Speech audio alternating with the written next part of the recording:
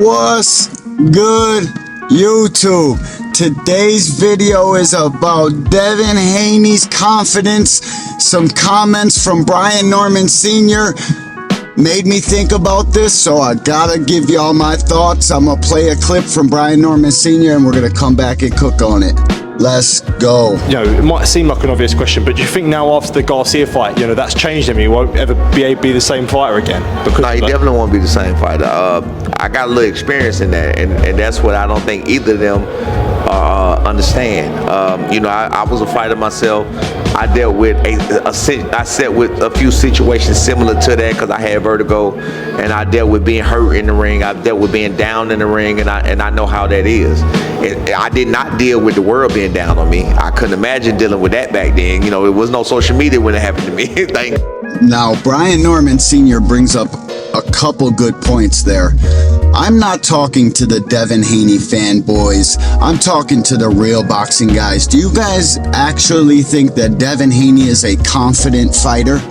You think he's going to be as confident as he once was after that Ryan Garcia debacle where, yeah, he's a cheater and I'm glad he got dealt with. I'm glad he got suspended and whatever, but listen, I watched the Jose Ramirez fight that you guys are now trying to call a masterclass. It's like, if everything is a masterclass, what's going to happen when an actual masterclass gets shown to the boxing public? They're going to call it something different, but this is crazy. I don't think Devin Haney will ever recapture his original form. I mean, confidence is key in boxing. You absolutely have to be 100% confident in your skills and your abilities and what you bring to the table, and I just don't see that from this kid anymore. I don't.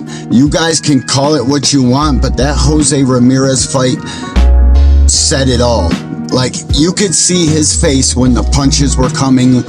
He didn't want no part of that, and that all boils down to confidence. Does he have the confidence to take a hard punch from somebody like Brian Norman Jr.? I don't know, man. We gotta see. Because I can pull up some of the highlights where Devin Haney looked like a deer in the headlights, and actually I'm gonna do that. Hold up, here's the Jose Ramirez clip. His punches come in longer arcs. He landed there.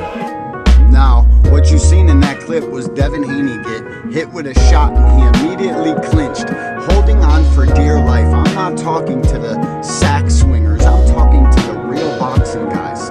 You can hate and do all that stuff in the comment section all you want, but us real boxing guys, we know what we seen in that Jose Ramirez fight. We seen a timid, scary, no confident having fighter.